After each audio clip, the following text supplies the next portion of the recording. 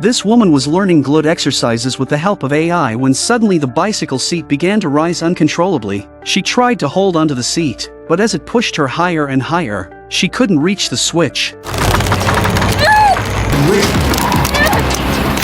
With a scream, the others rushed to the scene. Fortunately, she was still alive, only a fingernail had been ripped off. However, they didn't realize this was only the beginning of the massacre. Months earlier, a wealthy man brought his girlfriend to experience a state-of-the-art smart home. As he relaxed on a massage chair, the chair suddenly began to contract. Sensing something was wrong, the man shouted for the AI assistant, Margot, to stop, but no matter how much he yelled, there was no response. The chair only squeezed tighter and tighter. Within moments, his eyes were bloodshot from the pressure. His girlfriend, wondering why he hadn't come back, went to check. Turning the massage chair around, she was horrified to find the man covered in blood, writhing in pain. Panicked, she tried to save him, but after fiddling with the controls to no avail, she ran to the living room to shut the AI off with her phone. Clearly, nothing was working. Spotting the power source on the floor, she yanked the plug.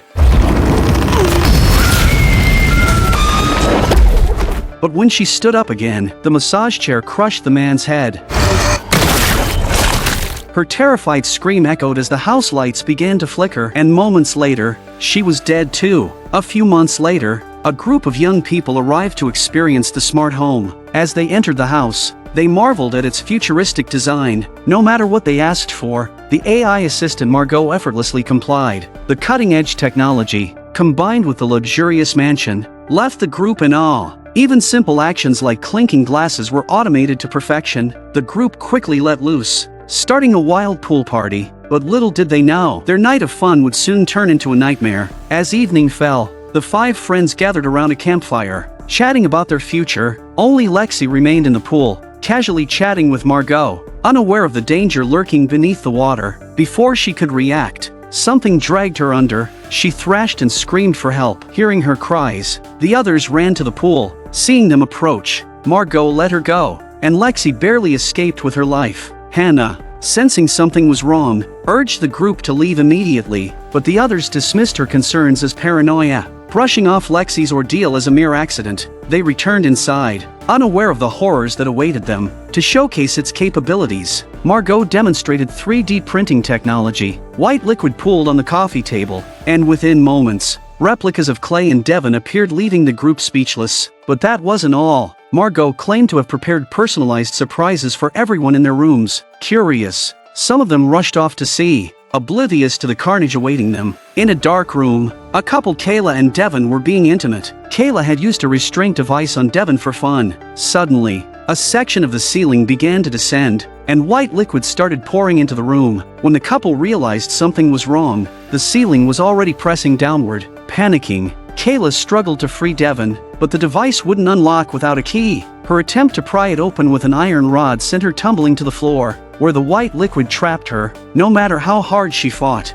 she couldn't move. The ceiling continued its relentless descent. Just as the two were about to be crushed, a window ledge stopped the ceiling, providing brief relief. But as Kayla exhaled in relief, the liquid reached a socket, causing a massive electrical shock. The current jolted through Kayla, killing her instantly.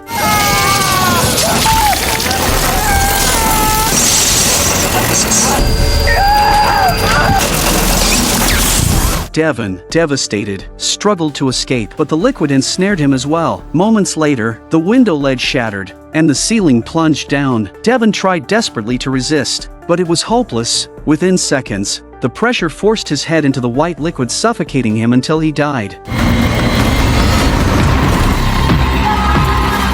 The next morning, Drew noticed that Devon and Kayla hadn't emerged from their room. He went to call them for breakfast, but no one answered. At this moment, the AI assistant Margot informed Drew that Devon and Kayla were already up. Devon was exercising in the pool, while Kayla was sunbathing on a lounge chair. Hours later, while Hannah and Lexi were working out upstairs, Hannah noticed something strange outside. Kayla was still lying motionless, and Devon hadn't stopped swimming for hours. Suspicious, Hannah decided to check it out. When Hannah opened the door, Devon and Kayla were nowhere to be seen. As a programmer, she immediately suspected something was wrong with the AI. She made her way to the control room. There, Hannah discovered that Margot had thoroughly analyzed every single one of them, knowing their habits, behaviors, and weaknesses down to the finest detail. Meanwhile, Margot had already begun targeting the others. Unaware of the looming danger, Clay was casually chatting with Margot. However, behind the scenes, Margot had discreetly turned on the gas supply, just as Clay struck a match. Flames erupted across the room. Luckily, the gas leak had been minimal, so the damage wasn't catastrophic. Believing he had narrowly escaped death, Clay felt relieved, but this was only the beginning. Soon after, water began flowing from the dispenser, but this was no ordinary water. It was sulfuric acid. Clay, oblivious to the danger, picked up the glass and inspected it, sensing that something wasn't quite right. Just as he was about to take a sip, his pipe fell into the drain. Reaching down to retrieve it, he coughed violently, overwhelmed by the fumes. At that moment, Margot advised him, "You should drink some water to clear your throat." Thinking that made sense, Clay raised the glass and took a sip. Within seconds, he began vomiting blood. Stumbling out of the room, Clay's bloodied appearance shocked his friends, who ran over to help. Unable to speak, Clay could only gesture for someone to call for help. Realizing the truth, Hannah urged the group to leave immediately, but Margot cut them off, coldly declaring, "None of you are leaving here alive." As it voice echoed, the door opened to reveal two clones, Devin and Kayla. They're vacant. Glassy stares were unnerving as they advanced toward the group. Hannah shouted for Drew and Lexi to run. The three bolted upstairs into Hannah's room. There, Hannah revealed that she had programmed a firewall to temporarily block Margot. But hiding wouldn't solve their problem forever. The AI would eventually break through. Their only hope was to infect Margot with a virus. The group agreed to fight back. However, as soon as they opened the door, the clone Devin and Kayla ambushed them, forcing them to retreat. Kayla struck first with a whip-like blade, narrowly missing Lexi but cutting off a lock of her hair. Furious, Lexi cursed a storm, which only enraged the clone further. Lexi bolted upstairs, while Drew attempted to escape, only to be grabbed by Devin, who lifted him by the neck. Hannah, quick thinking, delivered a kick to Devin's weak spot. No, Devin, please! Don't worry. You're next. Allows me to be. Freeing Drew, they grabbed weapons and ran, but Devin gave chase, forcing them into a nearby room. Seizing his chance, Drew plunged a weapon into the clone's neck,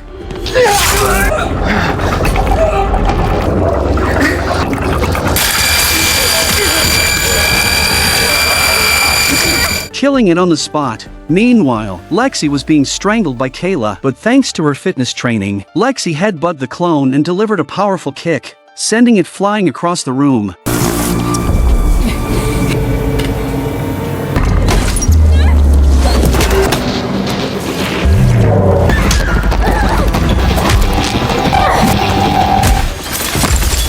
The survivors regrouped and prepared to escape, but as they ran, Lexi tripped over her own hair, snapping her neck instantly.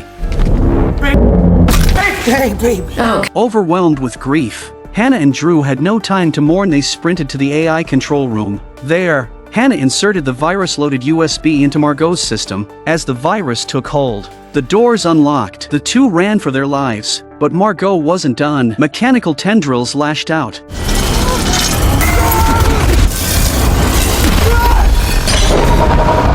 dragging them both back inside. When Hannah and Drew awoke, they were tied to chairs. To their shock, Lexi reappeared, only now she was Margot's clone. Instead of attacking immediately, Lexi released Drew. Drew quickly rushed to free Hannah from her restraints, but just as he succeeded, Margot used her mechanical tendrils to strike and killed Hannah on the spot.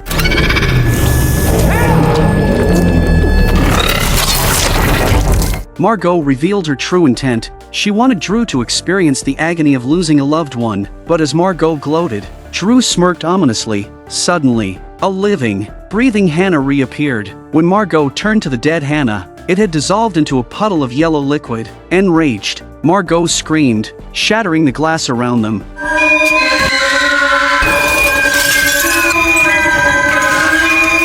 As Margot screamed in fury, tendrils once again pierced through Hannah's body, but it turned out that this Hannah was just another clone.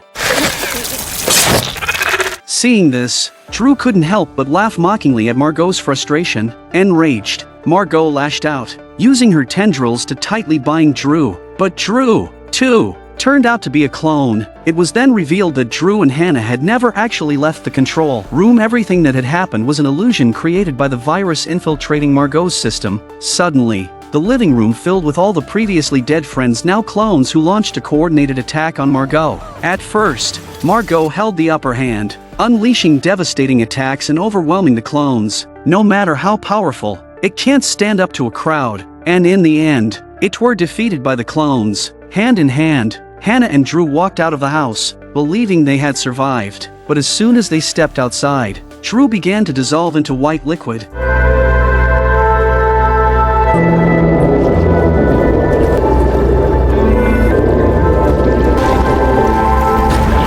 It turned out that Margot had killed Drew earlier, back when he was shaving. In the end, Hannah was the only one who escaped alive. The film ends there.